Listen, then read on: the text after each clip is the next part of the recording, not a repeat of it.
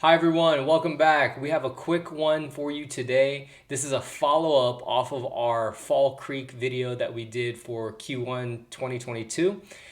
We had a user or a viewer ask if we could break that information down by village, and fortunately we pulled that information together. We like to look at the villages individually so we can get a accurate pricing in terms of if you're looking to sell or you're looking to buy. We can develop a proper pricing strategy to compare apples to apples. So without further ado, let's get straight into it.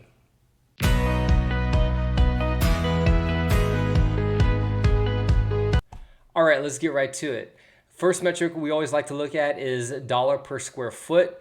This is the amount of money that the home sold for and divided by the number of square feet. So we look at it as a very basic metric, again, so we can compare apples to apples. And what we did was took all the homes that sold in each village. And again, this is for all of 2021 into the first quarter of 2022. So this is the last 15 months. All the way to the end of March of this year. So taking a look at that, we take all the homes that sold and then we average the dollar per square foot, and this is what we got put out. So we have all the villages here ranked from the highest price to the lowest price. And again, so we'll just go over the top three and the bottom three: Serrano Creek, Tango Creek, and Fairway Crossing. Okay, so this is coming in at about 156, almost $157 a foot.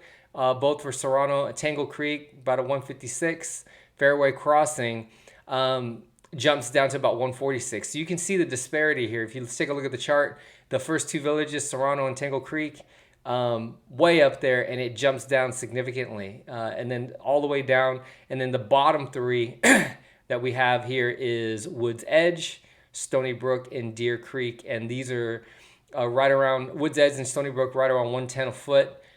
Deer Creek, we're looking at about 104 a foot. And again, this is all of 2021 and the first quarter of 2022, the last 15 months of data.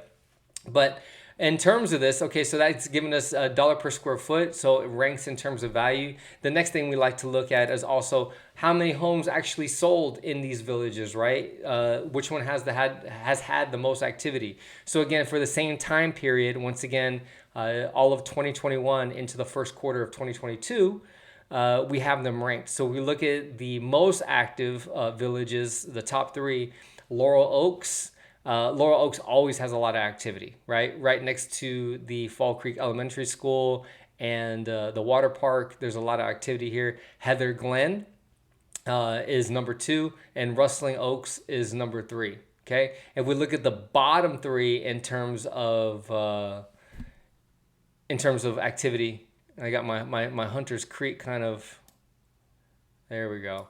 Hunter's Crossing, a little cut off, but Hunter's Crossing, Watercrest, and Stony Brook. So we're over here around 24 units sold for Laurel Oaks, Heather Glen at the top. And then down here, Watercrest, Stony Brook, we got 1 unit sold, right? So, and then Rose Creek, Hunter's Crossing, all these had about about 2 or 3 or so.